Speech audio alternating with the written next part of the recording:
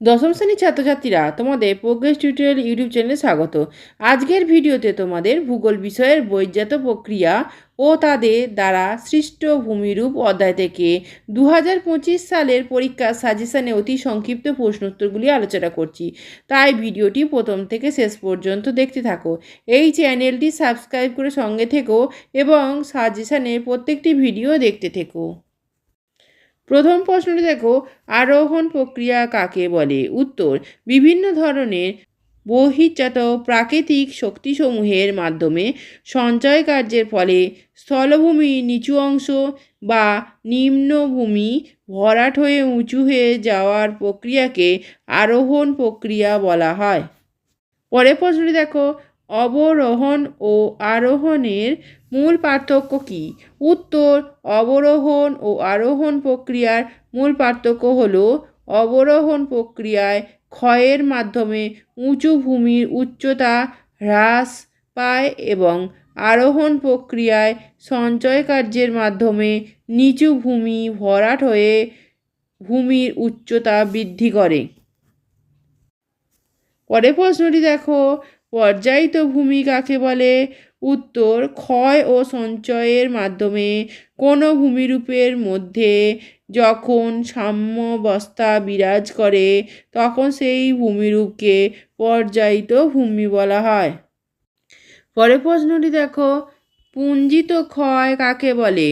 উত্তর, উচ্চভূমি ঢালের মৃত্তিকা ও শিলাস্তর অভিকর্ষে টানে ঢাল বেয়ে নিচে নেমে আসার ঘটনাকে পুঞ্জিত ক্ষয় বলে। পরের প্রশ্নটি দেখো, নগ্নিভবন কাকে বলে? উত্তর, আবহবিকার, পুঞ্জিত ক্ষয় এবং ক্ষয়ীভবন এই তিনটি পদ্ধতির যৌথ ক্রিয়াশীলতায় ভূপৃষ্ঠের উপরিভাগের শিলাস্তর ক্ষয়ীভূত হয়ে অপসারিত হয়। এর ফলে নিচের শিলাস্তর উন্মুক্ত হয়ে পড়ে। পরের প্রশ্নটি দেখো, ক্ষয়ীভবন ও পুঞ্জিত ক্ষয়ের মূল পার্থক্য কী? উত্তর, ভূপৃষ্ঠস্থ বিভিন্ন শক্তির মাধ্যমে পদার্থের অপসারণ হলো ক্ষয়ীভবন। অপরদিকে অভিকর্ষজ বলের প্রভাবে ভূমির ঢাল বরাবর পদার্থ নিভে আসা হলো পুঞ্জিত ক্ষয়।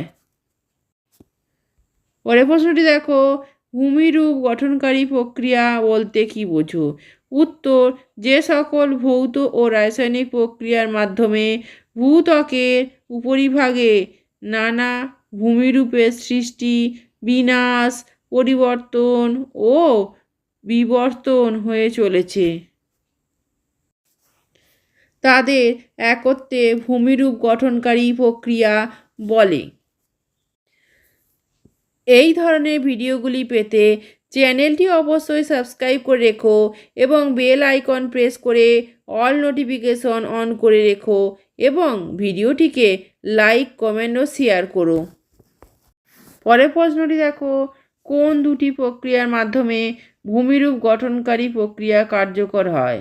উত্তর, অন্তর্জাত প্রক্রিয়া এবং বহির্জাত প্রক্রিয়া এর মাধ্যমে ভূমিরূপ গঠনকারী প্রক্রিয়া কার্যকর হয়। পরের প্রশ্নটি দেখো, অন্তর্জাত প্রক্রিয়া কাকে বলে? উত্তর, ভূ অভ্যন্তরে উদ্ভূত বলের প্রভাবে স্থানীয় বা আঞ্চলিকভাবে কঠিন ভূত্বকে যে ধীর ও আকস্মিক পরিবর্তন ঘটে তাকে অন্তর্জাত প্রক্রিয়া বলা হয়।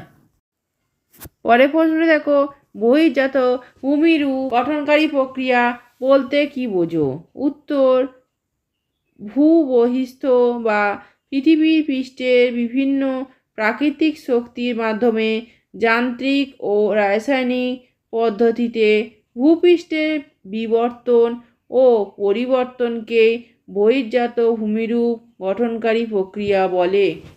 পরের প্রশ্নটি দেখো, বহির্জাত ভূমিরূপ গঠনকারী প্রক্রিয়া শক্তিগুলি কি কি? উত্তর, বহির্জাত ভূমিরূপ গঠনকারী প্রক্রিয়ার শক্তিগুলি হলো নদী বা জলধারা, হিমবাহ, বায়ু, সমুদ্র তরঙ্গ, ভৌমজল ইত্যাদি। পরের প্রশ্নটি দেখো, কোন দুটি প্রক্রিয়ার মাধ্যমে পর্যায়ন প্রক্রিয়া কার্যকর হয়। উত্তর, অবরোহণ এবং আরোহণ প্রক্রিয়ার মাধ্যমে পর্যায়ন প্রক্রিয়া কার্যকর হয়। শেষ প্রশ্নটি দেখো, অবরোহণ প্রক্রিয়া কাকে বলে? উত্তরটি হলো, যে প্রক্রিয়ার মাধ্যমে বিভিন্ন বহির্জাত শক্তিসমূহ ভূপৃষ্ঠের কোনো উঁচু জায়গাকে ক্রমাগত ক্ষয়ের ফলে সমতল ভূমিতে পরিণত করে তাকে বলে অবরোহণ প্রক্রিয়া। এই ভিডিওটি যদি ভালো লেগে থাকে তাহলে অবশ্যই লাইক, কমেন্ট, শেয়ার করো এবং চ্যানেলটিকে অবশ্যই সাবস্ক্রাইব করো। এছাড়া প্রোগ্রেস টিউটোরিয়াল ফেসবুক পেজটি লাইক ও ফলো করে রেখো। ধন্যবাদ।